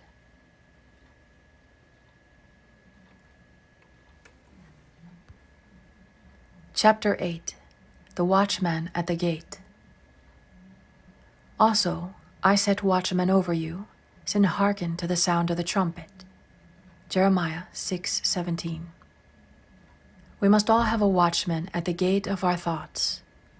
The watchman at the gate is the superconscious mind. We have the power to choose our thoughts. Since we have lived in the race thought for thousands of years, it seems almost impossible to control them. They rush through our minds like stampeding cattle or sheep. But a single sheepdog can control the frightened sheep and guide them into the sheep pen. I saw a picture in the newsreels of a shepherd dog controlling the sheep. He had rounded up all but 3. These 3 resisted and resented. They bawed and lifted their front feet in protest, but the dog simply sat in front and never took his eyes off them. He did not bark or threaten. He just sat and looked his determination. In a little while, the sheep tossed their heads and went in the pen. We can learn to control our thoughts in the same way, by gentle determination, not force. We take an affirmation and repeat it continually while our thoughts are on the rampage. We cannot always control our thoughts, but we can control our words, and repetition impresses the subconscious, and we are then masters of the situation. In the 6th chapter of Jeremiah, we read, I set a watchman over you, saying, hearken to the sound of the trumpet. Your success and happiness in life depend on the watchman at the gate of your thoughts, sooner or later crystallize on the external. People think by running away from a negative situation, they will be rid of it, but the same situation confronts them wherever they go. They will meet the same experiences until they have learned their lessons. This idea is brought out in the moving picture, The Wizard of Oz. The little girl Dorothy is very unhappy because a mean woman in the village wants to take her dog away, Toto. She goes in despair to confide in her Aunt Em and Uncle Henry, but they are too busy to listen and tell her to run along. She says to Toto, there is somewhere a wonderful place high above the skies where everybody is happy and no one is mean. How she would love to be there. A Kansas cyclone suddenly comes along, and she and Toto are lifted up high in the sky and land in the country of Oz. Everything seems very delightful at first, but soon she has the same old experiences. The mean old woman of the village has turned into a terrible witch and is still trying to get Toto from her. How she wishes she could be back in Kansas. She is told to find the Wizard of Oz. He is all-powerful and will grant her request. She starts off to find his palace in the Emerald City. On the way, she meets a scarecrow. He is so unhappy because he hasn't a brain. She meets a man made of tin, who is so unhappy because he hasn't a heart. Then she meets a lion who is so unhappy because he has no courage. She cheers them up by saying, we'll all go to the Wizard of Oz and he'll give what we want. The scarecrow a brain, the tin man a heart, and the lion courage. They encounter terrible experiences, for the bad witch is determined to capture Dorothy and take away Toto and the ruby slippers which protect her. At last they reach the Emerald Palace of the Wizard of Oz.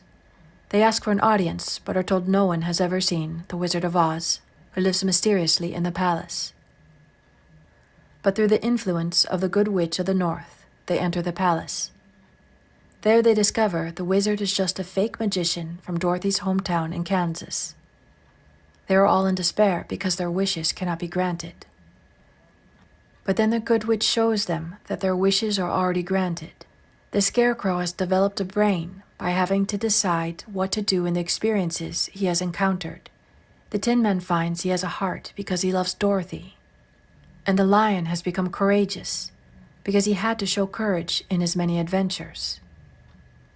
The good witch from the north says to Dorothy, "What have you learned from your experiences?" And Dorothy replies, "I have learned that my heart's desire is in my own home and in my own front yard." So the good witch waves her hand and Dorothy is at home again.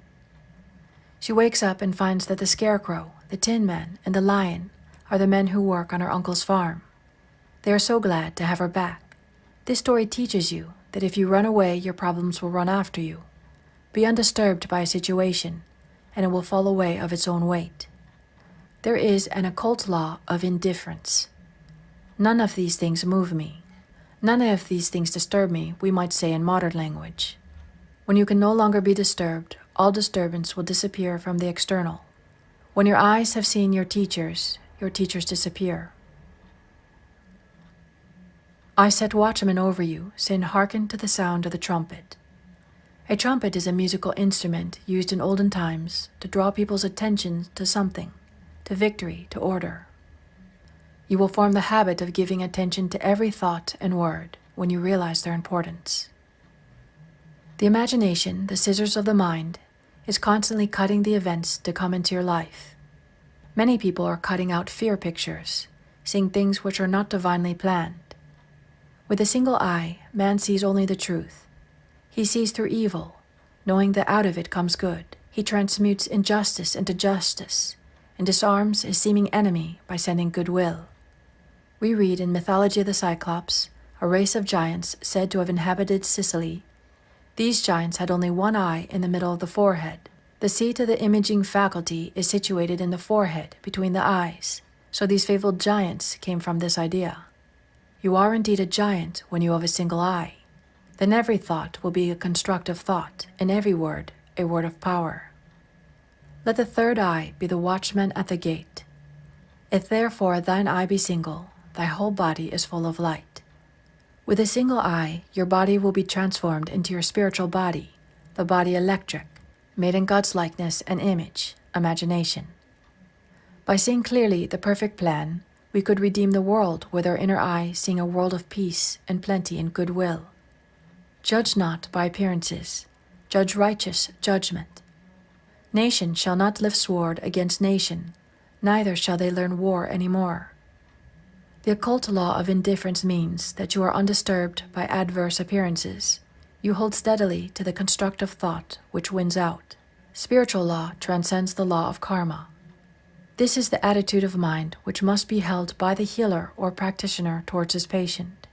Indifferent to the appearances of lack, loss, or sickness, he brings about the change in mind, body, and affairs. Let me quote from a 31st chapter, Jeremiah. The keynote is one of rejoicing. It gives a picture of the individual freed from negative thinking. For there shall be a day that the watchmen upon the Mount Ephraim shall cry, Arise ye, and let us go up to Zion, and to the Lord our God. The watchman at the gate neither slumbers nor sleeps. It is the eye which watches over Israel. But the individual living in a world of negative thought is not conscious of this inner eye. He may occasionally have flashes of intuition or illumination, then falls back into the world of chaos. It takes determination and eternal vigilance to check up on words and thoughts. Thoughts of fear, failure, resentment, and ill will must be dissolved and dissipated. Take this statement. Every plant my Father in heaven has not planted shall be rooted up. This gives you a vivid picture of rooting up weeds in a garden. They are thrown aside and dry up because they are without soil to nourish them. But the individual living in a world of negative thought is not conscious of this inner eye. You nourish negative thoughts by giving them your attention. Use the occult law of indifference and refuse to be interested. Soon you will starve out the army of all aliens. Divine ideas will crowd your consciousness. False ideas fade away, and you will desire only that which God desires through you. The Chinese have a proverb: the philosopher leaves the cut of his coat to the tailor. So leave the plan of your life to the divine designer, and you will find all conditions permanently perfect. The ground I am on is holy ground. I now expand rapidly into the divine plan of my life, where all conditions are permanently perfect. Chapter 9. The Way of Abundance. Then shalt thou lay up gold as dust. Job 22:24. The way of abundance is a one-way street. As the old saying is, there are no two ways about it. You are either heading for lack or heading for abundance. The man with a rich consciousness and the man with a poor consciousness are not walking on the same mental street. There is a lavish supply divinely planned for each individual. The rich man is tapping it, for rich thoughts produce rich surroundings. Change your thoughts, and in the twinkling of an eye, all your conditions change. Your world is a world of crystallized ideas, crystallized words. Sooner or later, you reap the fruits of your words and thoughts. Words are bodies or forces which move spirally and return in due season to cross the lives of their creators. People who are always talking lack and limitations reap lack and limitation. You cannot enter the kingdom of abundance bemoaning your lot. I know a woman who had always been limited in her ideas of prosperity. She was continually making her old clothes do instead of buying new clothes. She was very careful of what money she had and was always advising her husband not to spend so much. She said repeatedly, "I don't want anything I can't afford." She couldn't afford much, so she didn't have much. Suddenly, her whole world cracked up. Her husband left her, weary of her nagging and limited thoughts. She was in despair when one day she came across a book on metaphysics. It explained the power of thought and words. She realized that she had invited every unhappy experience by wrong thinking. She laughed heartily at her mistakes and decided to profit by them. She determined to prove the law of abundance. She used what money she had fearlessly to show her faith in her invisible supply. She relied upon God as the source of her prosperity. She no longer voiced lack and limitation. She kept herself feeling and looking prosperous. Her old friends scarcely recognized her. She had swung into the way of abundance. More money came to her than she had ever had before. Unheard of doors opened. Amazing channels were freed. She became very successful in a work she had no training for. She found herself on miracle ground. What had happened? She had changed the quality of her words and thoughts. She had taken God into her confidence and into all her affairs. She had many 11th-hour demonstrations, but her supply always came, for she dug her ditches and gave thanks without wavering. Someone called me up recently and said, "I'm looking desperately for a position." I replied, "Don't look desperately for it. Look for it with praise and thanksgiving, for Jesus Christ, the greatest of metaphysicians, said to pray with praise and thanksgiving." Praise and thanksgiving open the gates, for expectancy always wins. Of course, the law is impersonal, and a dishonest person with rich thoughts will attract riches. But a thing ill-got has ever bad success, as Shakespeare says. It will be a short duration and will not bring happiness. We have only to read the papers to see that the way of the transgressor is hard. That is the reason it is so necessary to make your demands aright on the universal supply, and ask for what is yours by divine right and under grace in a perfect way. Some people attract prosperity but cannot hold it. Sometimes their heads are turned, sometimes they lose it through fear and worry. A friend in one of my question and answer classes told this story. Some people in his hometown, who had always been poor, suddenly struck oil on their backyard. It brought great riches. The father joined the country club and went in for golf. He was no longer young. The exercise was too much for him and he dropped dead on the links. This filled the whole family with fear. They all decided they might have heart trouble, so they are now in bed with trained nurses watching every heartbeat. In the race thought, people must worry about something. They no longer worried about money, so they shifted their worries to health. The old idea was that you can't have everything. If you got one thing, you'd lose another. People were always saying, your luck won't last. It's too good to be true. Jesus Christ said, in the world thought, there is tribulation, but be of good cheer. I have overcome the world, thought. In the superconscious, there is a lavish supply for every demand, and your good is perfect and permanent. If thou return to the Almighty, thou shalt be built up in consciousness. Thou shalt put away iniquity far from thy tabernacles. Then shalt thou lay up gold as dust, the gold of Ophir, as the stones of the brooks. Yea, the Almighty shall be thy defense, and thou shalt have plenty of silver. What a picture of opulence, the result of returning to the Almighty in consciousness. With the average person who has thought in terms of lack for a long time, it is very difficult to build up a rich consciousness. I have a student who has attracted great success by making the statement, I am the daughter of the king. My rich father now pours out his abundance upon me. I am the daughter of the king. Everything makes way for me. Many people put up the limited conditions because they are too lazy, mentally, to think themselves out of them. You must have a great desire for financial freedom. You must feel yourself rich. You must see yourself rich. You must continually prepare for riches. Become as a little child and make believe you are rich. You are then impressing the subconscious with expectancy. The imagination is man's workshop, the scissors of the mind, where he is constantly cutting out the events of his life. The superconscious is the realm of inspiration, revelation, illumination, and intuition. Intuition is usually known as a hunch. It is now in Webster's latest dictionary. I had a hunch to look up hunch, and there it was. The superconscious is the realm of perfect ideas. The great genius captures his thoughts from the superconscious. Without the vision, imagination, my people perish. When people have lost the power to image their good, they perish or go under. It is interesting to compare the translation of the French and English Bibles. In the 21st verse of the 22nd chapter of Job, we read, Acquaint now thyself with him, and be at peace, thereby good shall come unto thee. In the French Bible we read, Attach thyself to God, and you will have peace. Thou shalt thus enjoy happiness.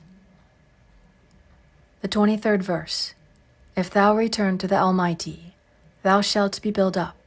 Thou shalt put away iniquity far from thy tabernacles.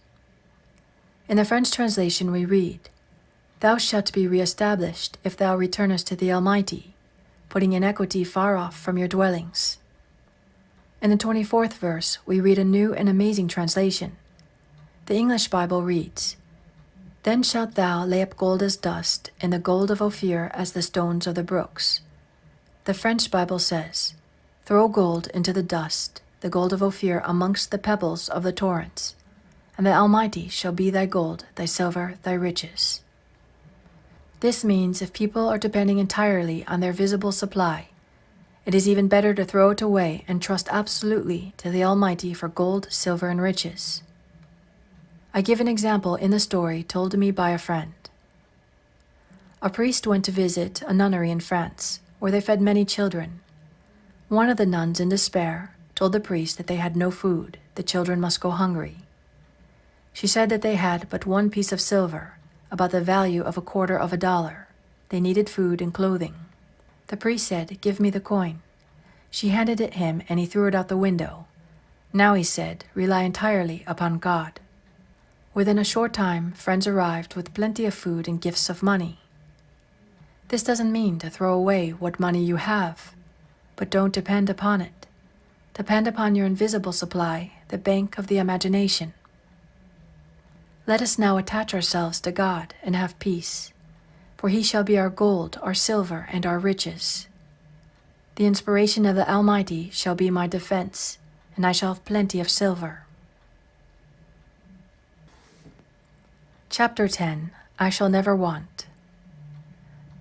The Lord is my shepherd, I shall not want. Psalms 23:1. The 23rd Psalm is the best known of all the Psalms. We might say that it is the keynote to the message of the Bible. It tells man he shall never want when he has the realization or conviction that the Lord is his shepherd, the realization that infinite intelligence supplies every need. If you get this conviction today, every need will be met now and forevermore. You will draw instantly from the abundance of the spheres whatever you desire or require, for what you need is already on your pathway.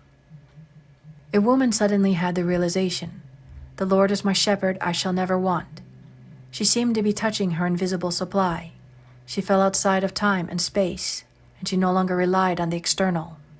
Her demonstration was a small but necessary one.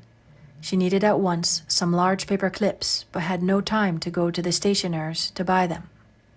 In looking for something else, she opened a little used chest. In it, she found about a dozen large paper clips.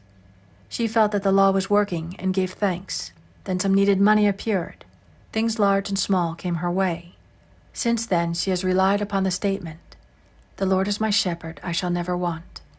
We used to hear people say, "I do not think it is right to ask God for money or things." They did not realize that this creative principle is within each man. True spirituality is proving God as your supply, daily, not just once in a while. Jesus Christ knew this law, for whatever he desired or required appeared immediately on his pathway, the loaves and fishes, and money from the fishes' mouths. Jesus Christ knew this law, for whatever he desired or required appeared immediately on his pathway, the loaves and fishes, and money from the fish's mouth. With this realization, all hoarding and saving would disappear. This does not mean that you should not have a bank account and investments, but it does mean that you should not depend upon them, for if you had a loss in one direction, you would have a gain in another. Always, your barns would be full and your cup flow over. Now, how does one make this contact with his invisible supply? By taking a statement of truth which clicks and gives him realization. This is not open to a chosen few. Whosoever calleth on the name of the Lord shall be delivered. The Lord is your shepherd, and my shepherd, and everybody's shepherd. God is the supreme intelligence devoted to supplying man's need. The explanation is that man is God in action. Jesus Christ said, "I and the Father are one." We might paraphrase the statement and say, I and the great creative principle of the universe are one and the same. Man only lacks when he loses his contact with this creative principle, which must be fully trusted, for it is pure intelligence and knows the way of fulfillment. The reasoning mind and personal will cause a short circuit. Trust in me, and I will bring it to pass. Most people are filled with apprehension and dread when there is nothing to cling to on the external. A woman came to a practitioner and said, "I'm only a poor little woman with no one but God back of me." The practitioner said, "You need not worry if you have God back of you, for all that the kingdom affords is yours." A woman called me on the phone and said almost in tears, "I'm so worried about the business situation." I replied, "The situation with God remains the same. The Lord is your shepherd. You shall not want. If one door shuts, another door opens." A very successful businessman who conducts all affairs on truth methods said, "The trouble with most people is that they get to relying on certain conditions. They haven't enough imagination to go forward to open new channels." Nearly every big success is built upon a failure. I was told that Edgar Bergen lost his part in a Broadway production because they did not want any more dummies. Noel Coward got him on the Rudy Vallee radio show, and he and Charlie McCarthy became famous overnight. I told the story at one of my meetings of a man who was so poor and discouraged that he ended it all. A few days later came a letter notifying him that he had inherited a large fortune. A man in the meeting said, "That means when you want to be dead, your demonstration is 3 days off. Yes, do not be fooled by the darkness before the dawn." It is a good thing to see the dawn once in a while to convince you how unfailing it is. It reminds me of an experience of several years ago.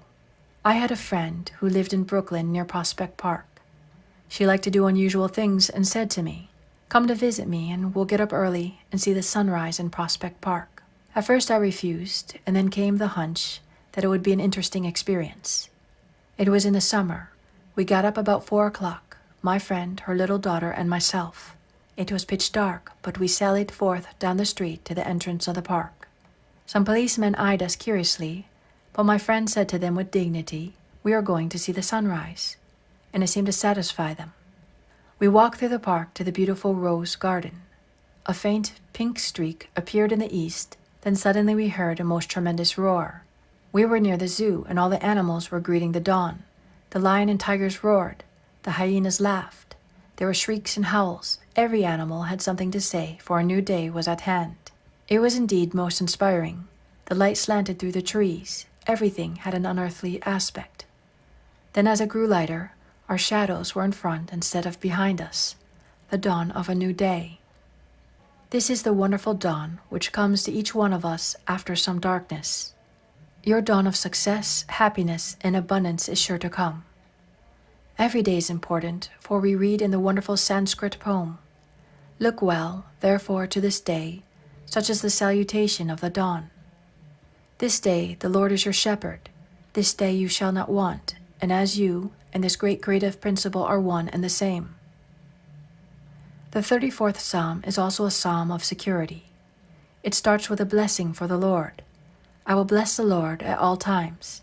His praise shall continually be in my mouth. They that seek the Lord shall not want any good thing." Seeking the Lord means the man must make the first move. "Draw near to me, and I will draw near to thee, saith the Lord." You seek the Lord by making your affirmations, expecting and preparing for your good. If you ask for success and prepare for failure, you will receive the thing you have prepared for. I tell in my book, The Game of Life and How to Play It, of a man who asked me to speak the word that all his debts be wiped out. After the treatment, he said, "Now I'm thinking what I'll say to the people when I haven't the money to pay them." A treatment won't help you if you haven't faith in it, for faith and expectancy impresses the subconscious mind with the picture of fulfillment. In the 23rd Psalm, we read, "He restoreth my soul." Your soul is your subconscious mind and must be restored with the right ideas. Whatever you feel deeply is impressed upon the subconscious and manifests in your affairs. If you are convinced that you are a failure, you will be a failure until you impress the subconscious with the conviction you are a success. This is done by making an affirmation which clicks. A friend in a meeting said that I'd given her the statement as she was leaving the room. "The ground you are on is harvest ground." Things with her had been very dull, but this statement clicked. Harvest ground, harvest ground, rang in her ears. Good things immediately commenced to come to her and happy surprises. The reason it is necessary to make an affirmation is because repetition impresses the subconscious. You cannot control your thoughts at first, but you can control your words. And Jesus Christ said, "By your words you are justified, and by your words you are condemned." Every day, choose the right words, the right thoughts. The imaging faculty is the creative faculty. Out of the imaginations of the heart come the issues of life. We have all a bank we can draw upon, the bank of the imagination. Let us imagine ourselves rich, well, and happy. Imagine all our affairs are in divine order. But leave the way of fulfillment to infinite intelligence. He has weapons ye know not of. He has channels which will surprise you. One of the most important passages in the 23rd Psalm is, "Thou preparest a table before me in the presence of mine enemies." This means that even in the presence of the enemy situation, brought on by your doubts, fears, or resentments, a way out is prepared for you. "The Lord is my shepherd, I shall never want." Chapter 11. Look with wonder. I will remember the works of the Lord. Surely I will remember thy wonders of old. Psalms 77:11. The words wonder and wonderful are used many times in the Bible. In the dictionary, the word wonder is defined as a cause for surprise, astonishment, a miracle, a marvel. Uspensky, in his book Tertium Organum, calls the fourth dimensional world the world of the wondrous. He has figured out mathematically that there is a realm where all conditions are perfect. Jesus Christ called it the kingdom. We might say, "Seek ye first the world of the wondrous, and all things shall be added unto you." It can only be reached through a state of consciousness. Jesus Christ said, to enter the kingdom, we must become as a little child. Children are continually in a state of joy and wonder. The future holds promises of mysterious good. Anything can happen overnight. Robert Louis Stevenson, in A Child's Garden of Verses, says, "The world is so full of a number of things. I'm sure we should all be as happy as kings. So let us look with wonder at that which is before us." That statement was given me a number of years ago. I mention it in my book, The Game of Life and How to Play It. I had missed an opportunity and felt that I should have been more awake to my good. The next day, I took the statement early in the morning. I look with wonder at that which is before me. At noon, the phone rang, and the proposition was put to me again. This time I grasped it. I did indeed look with wonder, for I never expected the opportunity to come to me again. A friend in one of my meetings said the other day that this statement has brought her wonderful results. It fills the consciousness with happy expectancy. Children are filled with happy expectancy until grown-up people and unhappy experiences bring them out of the world of the wondrous. Let us look back and remember some of the gloomy ideas which were given us. Eat the speckled apple first. Don't expect too much, then you won't be disappointed. You can't have everything in this life. Childhood is your happiest time. No one knows what the future will bring. What a start in life. These are some of the impressions I picked up in early childhood. At the age of 6, I had a great sense of responsibility. Instead of looking with wonder at that which was before me, I looked with fear and suspicion. I feel much younger now than I did when I was 6. I have an early photograph taken about that time grasping a flower, but with a careworn and hopeless expression. I had left the world of the wonders behind me. I was now living in the world of realities, as my elders told me, and it was far from wondrous. It is a great privilege for children to live in this age, when they are taught truth from their birth. Even if they are not taught actual metaphysics, the others are filled with joyous expectancy. You may become a Shirley Temple, or Freddie Bartholomew, or a great pianist at the age of 6 and go on a concert tour.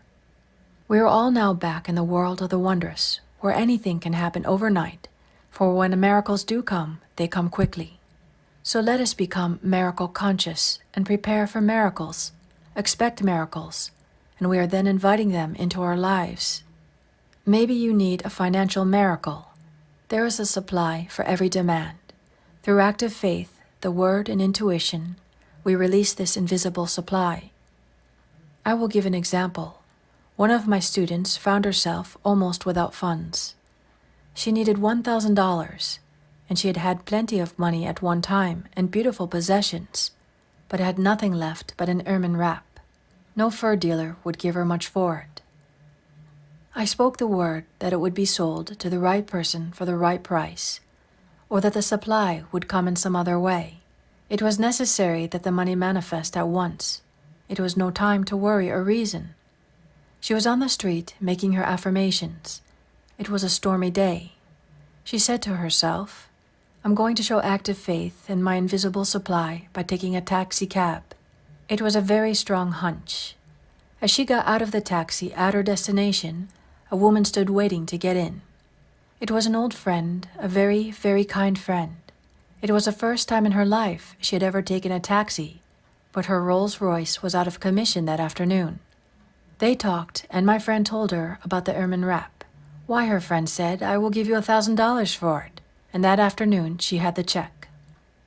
God's ways are ingenious. His methods are sure. A student wrote me the other day that she was using the statement, "God's ways are ingenious. His methods are sure." A series of unexpected contacts brought about a situation she had been desiring. She looked with wonder at the working of the law. Our demonstrations usually come within a split second. All is timed with amazing accuracy and divine mind. My student left the taxi just as her friend stopped to enter. A second later, she would have hailed another taxi. Man's part is to be wide awake to his leads and hunches, for on the magic path of intuition is all that he desires or requires. In Moulton's Modern Reader's Bible, the Book of Psalms is recognized as the perfection of lyric poetry. The musical meditation, which is the essence of lyrics, can find no higher field than the devout spirit, where that once raises itself to the service of God and overflows on the various sides of active and contemplative life. The Psalms are also human documents, and I've selected the 77th Psalm because it gives a picture of a man in despair. But as he contemplates the wonders of God, faith and assurance are restored to him. I cried unto God with my voice, even unto God with my voice, and he gave ear unto me. In the day of my trouble I sought the Lord. My soul refused to be comforted. Will the Lord cast off forever? And will he be favorable no more? Hath God forgotten to be gracious? Hath he in anger shut up his tender mercies? And I said, This is my infirmity, but I will remember the years of the right hand of the Most High. I will meditate also of all thy work and talk of thy doings. Thy way, O God, is in the sanctuary, who is so great a God as our God. Thou art the God that doest wonders. Thou hast with thine arm redeemed thy people. This is a picture of what the average truth student goes through when confronted with a problem. He is assailed by the thoughts of doubt, fear, and despair. Then some statement of truth will flash into his consciousness. God's ways are ingenious. His methods are sure. He remembers other difficulties which have been overcome.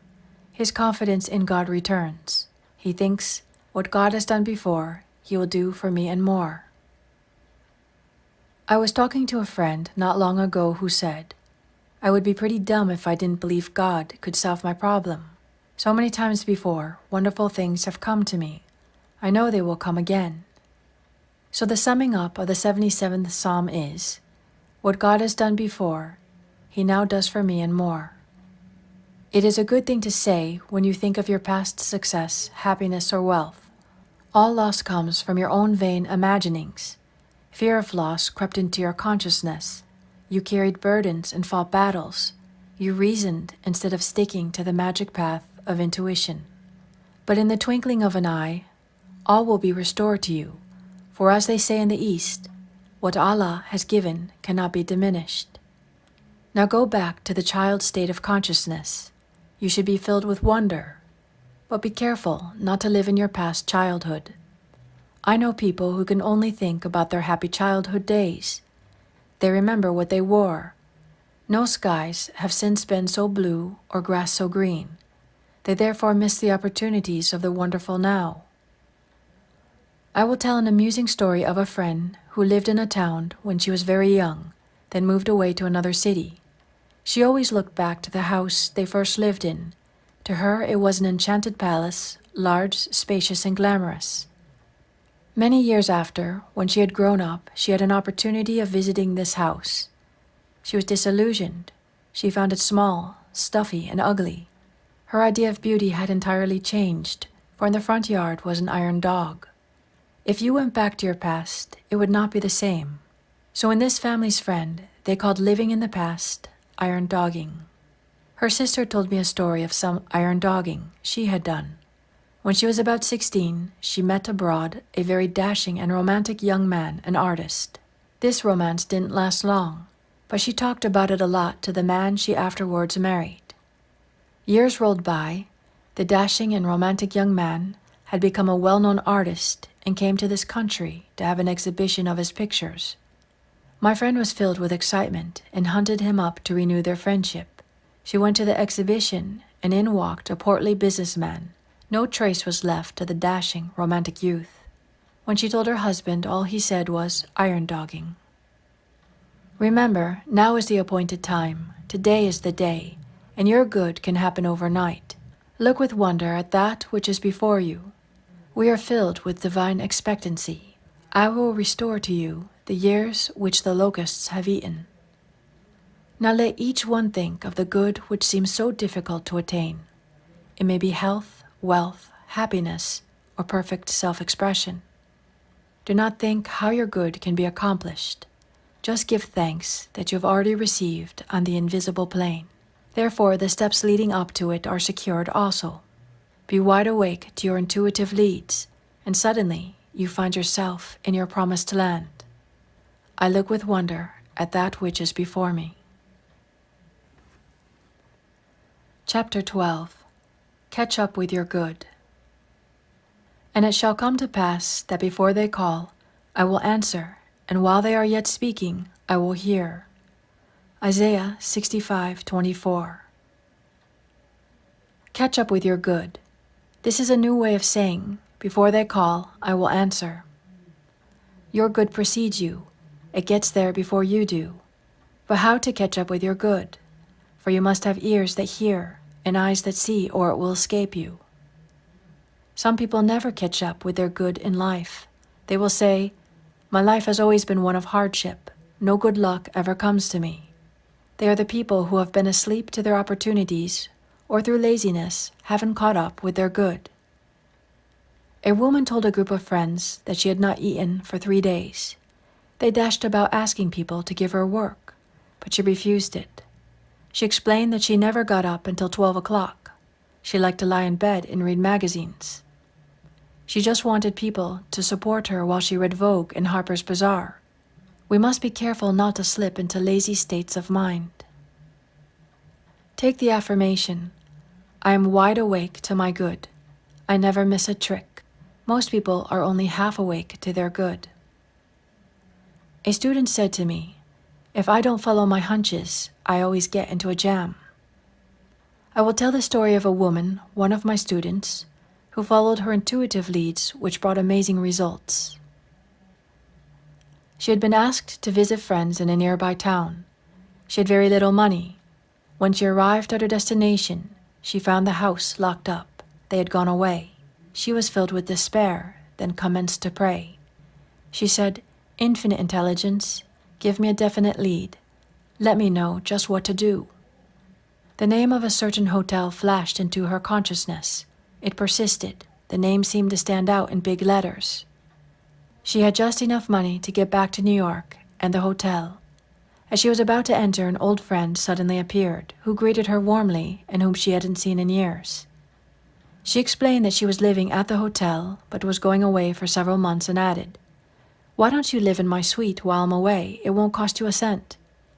My friend accepted gratefully and looked with amazement on the working of spiritual law. She had caught up with her good by following intuition. All going forward comes from desire. Science today is going back to Lamarck and his wishing theory.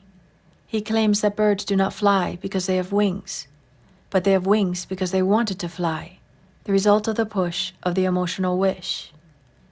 Think of the irresistible power of thought with clear vision. Many people are in a fog most of the time, make wrong decisions, and going the wrong way. During the Christmas rush, my maid said to a saleswoman at one of the big shops, I suppose this is your busiest day. She replied, oh no, the day after Christmas is our busiest day, when people bring most of the things back.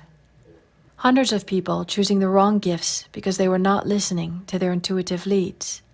No matter what you are doing, ask for guidance. It saves time and energy and often a lifetime of misery. All suffering comes from the violation of intuition.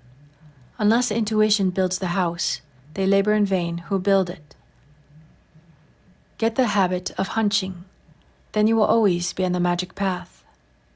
And it shall come to pass that before they call, I will answer, and while they are yet speaking, I will hear. Working with spiritual law, we are bringing to pass that which already is. In the universal mind, it is there as an idea, but is crystallized on the external by a sincere desire. The idea of a bird was a perfect picture in divine mind. The fish caught the idea and wished themselves into birds. Are your desires bringing you wings? We should all be bringing some seemingly impossible things to pass. One of my affirmations is, the unexpected happens, my seemingly impossible good now comes to pass. Do not magnify obstacles, magnify the Lord. That means magnify God's power. The average person will dwell on all the obstacles and hindrances which are there to prevent his good coming to pass. You combine with what you notice. So if you give obstacles and hindrances your undivided attention, they grow worse and worse. Give God your undivided attention. Keep saying silently in the face of obstacles, God's ways are ingenious, His methods are sure. God's power is invincible, though invisible. Call unto me, and I will answer thee, and show thee great and mighty things which thou knowest not. In demonstrating our good, we must look away from adverse appearances. Judge not by appearances. Get some statement which will give you a feeling of assurance. The long arm of God reaches out over people and conditions, controlling the situation and protecting my interests. I was asked to speak the word for a man who was to have a business interview with a seemingly unscrupulous person. I used a statement, and rightness and justice came out of the situation at just the exact time I was speaking. We have all heard the quotation from Proverbs, "Hope deferred maketh the heart grow sick, but when the desire cometh, it is a tree of life." In desiring sincerely without anxiety, we are catching up with the thing desired, and the desire becomes crystallized on the external. I will give to you the righteous desire of your heart. Selfish desires, desires which harm others, always return to harm the sender. The righteous desire might be called an echo from the infinite. It is already a perfect idea in divine mind. All inventors catch up with the ideas of the articles they invent. I say in my book, The Game of Life, the telephone was seeking Bell. Often two people discover the same inventions at the same time. They have tuned in with the same idea. The most important thing in life is to bring the divine plan to pass. Just as the picture of the oak is in the acorn, the divine design of your life is in your superconscious mind, and you must work out the perfect pattern in your affairs. You will often lead a magic life, for in the divine design all conditions are permanently perfect. People defy the divine design when they are asleep to their good. Perhaps the woman who liked to lie in bed most of the day and read magazines should be writing for magazines, but her habits of laziness dulled all desire to go forward. The fishes who desired wings were alert and alive. They did not spend their days on the bed of the ocean reading Vogue and Harper's Bazaar. Awake, thou that sleepeth, and catch up with your good. Call on me, and I will answer thee, and show thee great and mighty things which thou knowest not. I now catch up with my good, for before I called, I was answered. Chapter 13. Rivers in the Desert. Behold, I will do a new thing. Now it shall spring forth, shall ye not know it? I will even make a way in the wilderness, and rivers in the desert. Isaiah 43:19. In this 43rd chapters of Isaiah are many wonderful statements, showing the irresistible power of supreme intelligence coming to man's rescue in times of trouble. No matter how impossible the situation seems, infinite intelligence knows the way out. Working with God power, man becomes unconditioned and absolute. Let us get a realization of this hidden power that we can call upon it at any moment. Make your contact with infinite intelligence, the God within, and all appearance of evil evaporates, for it comes from man's vain imaginings. In my question and answer class, I would be asked, how do you make a conscious contact with the invincible power? In reply, by your word. By your word you are justified. The centurion said to Jesus Christ, "Speak the word, Master, and my servant shall be healed. Whosoever calleth on the name of the Lord shall be delivered." Notice the word call. You are calling on the Lord or law when you make an affirmation of truth. As I always say, take a statement which clicks. That means gives you a feeling of security. People are enslaved by ideas of lack of love, lack of money, lack of companionship, lack of health, and so on. They are enslaved by the ideas of interference and incompletion. They are asleep in the Adamic world. They are asleep in the Adamic dream. Adam, generic man, ate of Maya, the tree of illusion, and saw two powers, good and evil. The Christ mission was to wake people up to the truth of one power, God. Awake thou that sleepeth. If you lack any good thing, you are still asleep to your good. How do you awake from the Adamic dreams of opposites after having slept soundly in the race thought for hundreds of years? Jesus Christ said, when two of you agree, it shall be done. It is the law of agreement. It is almost impossible to see clearly your good for yourself. That is where the healer, practitioner, or friend is necessary. Most successful men say they have succeeded because their wives believed in them. I will quote from a current newspaper giving Walter P. Chrysler's tribute to his wife. Nothing, he once said, has given me more satisfaction in life than the way my wife had faith in me from the very first through all those years. Chrysler wrote of her, "It seemed to me I could not make anyone understand what I was ambitious except Ella. I could tell her and she would nod. It seems to me I even dared to tell her that I intended someday to be a master mechanic. She always backed his ambitions." Talk about your affairs as little as possible, and then only to the ones who will give you encouragement and inspiration. The world is full of wet blankets, people who will tell you it can't be done, that you are aiming too high. As people sit in truth meetings and services, often a word or an idea will open a way in the wilderness. Of course, the Bible is speaking of states of consciousness. You were in a wilderness or desert when you were out of harmony, when you were angry, resentful, fearful, or undecided. Indecision is the cause of much ill health, being unable to make up your mind. One day when I was on the bus, a woman stopped in and asked the conductor its destination. He told her, but she was undecided. She got halfway on and then got off, then on again. The conductor turned to her and said, "Lady, make up your mind." So it is with so many people. Ladies, make up your minds. The intuitive person is never undecided. He is given his leads and hunches and goes boldly ahead, knowing he is on the magic path. In truth, we always ask for definite leads, just what to do. You will always receive one if you ask for it. Sometimes it comes as intuition, sometimes from the external. One of my students, named Ada, was walking down the street, undecided whether to go to a certain place or not. She asked for a lead. Two women were walking in front of her. One turned to the other and said, "Why don't you go, Ada?" The woman's name just happened to be Ada. My friend took it as a definite lead and went on to our destination, and the outcome was very successful.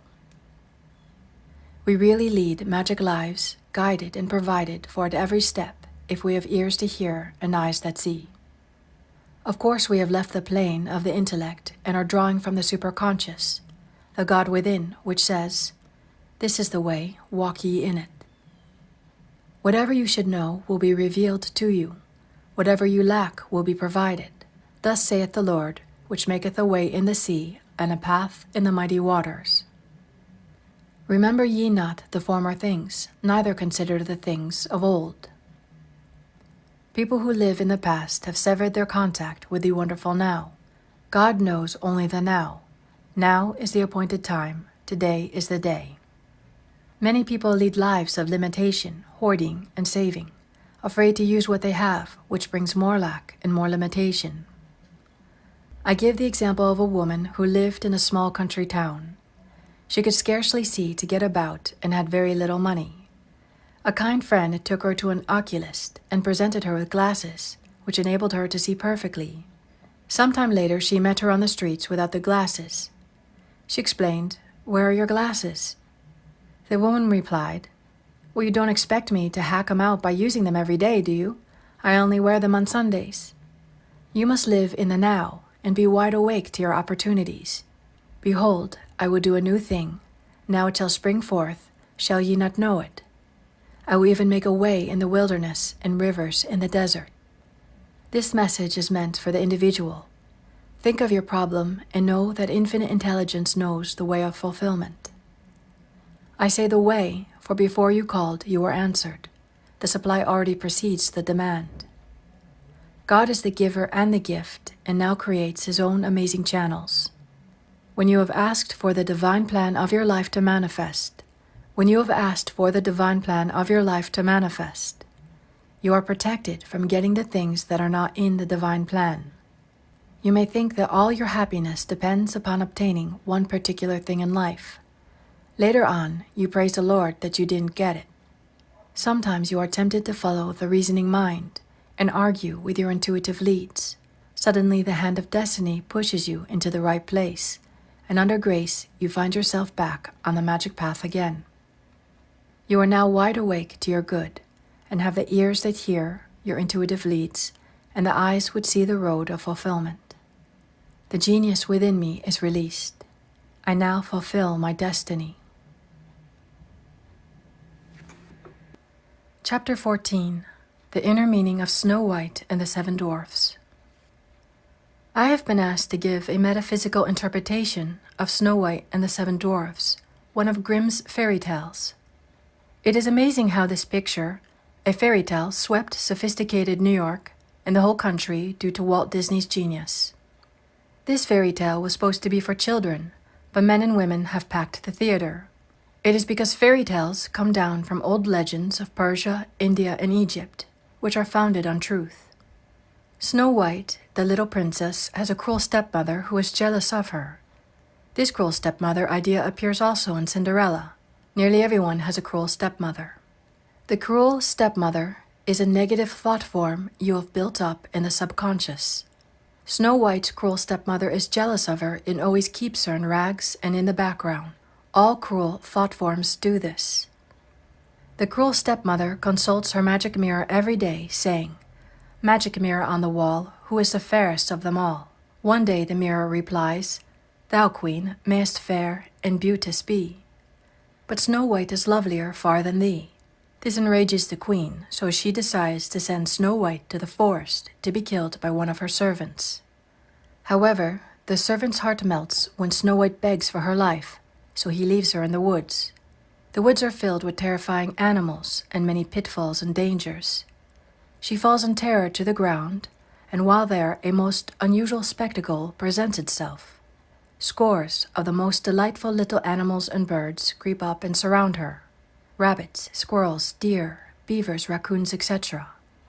She opens her eyes and greets them with pleasure. They are so friendly and attractive.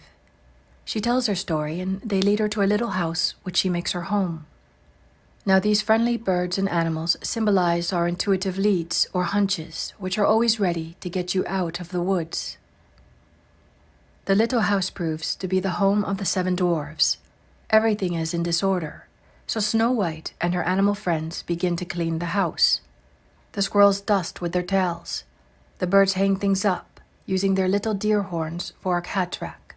When the seven dwarfs come home from their work of digging gold, they discover the change and at last find Snow White asleep on one of their beds. In the morning, she tells her story, remains with them to keep house and cook their meals, and is very happy. The seven dwarfs symbolize the protective forces all about us. In the meantime, the cruel stepmother consults her mirror, and it says to her, "Over the hills in the greenwood shade, where the seven dwarfs their dwelling have made, there Snow White is hiding her head, and she is lovelier by far, O queen, than thee." This infuriates the queen, so she starts off disguised as an old hag, with a poisoned apple for Snow White. She finds her in the house of the seven dwarfs and tempts her with the big, red, delicious apple. The birds and animals endeavor to tell her not to touch it. They try to give her the hunch not to eat it. They rush around in dismay, but Snow White can't resist the apple. She takes one bite and falls, apparently dead. Now all the little birds and animals rush off to bring the seven dwarfs to the rescue, but too late, Snow White lies lifeless. They all bow their little heads in grief. Then suddenly, the prince appears, kisses Snow White, and she comes to life. They are married and live happily ever after. The queen and cruel stepmother is swept away by a terrific storm. The old thought form is dissolved and dissipated forever. The prince symbolizes the divine plan of your life. When it wakes you up, you live happily ever after. This is the fairy story which has enthralled New York and the whole country. Find out what form of tyranny your cruel stepmother is taking in your subconscious. It is some negative conviction which works out in all your affairs. We hear people saying, "My good always comes to me too late. I've lost so many opportunities." We must reverse the thought and say repeatedly, "I am wide awake to my good. I never miss a trick." We must drown out the dreary suggestions of the cruel stepmother. Eternal vigilance is the price of freedom from these negative thought forms. Nothing can hinder, nothing can delay the manifestation of the divine plan of my life. The light of lights streams on my pathway, revealing the open road of fulfillment.